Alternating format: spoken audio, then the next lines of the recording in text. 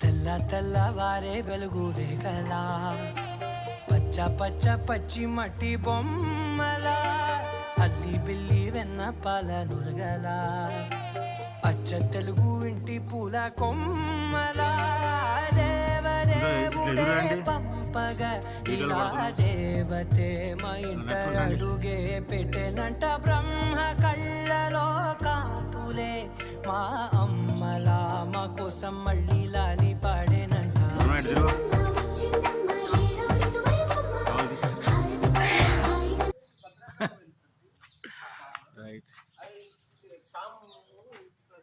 తీసుకెళ్ళాలంటే తీసుకెళ్తాం.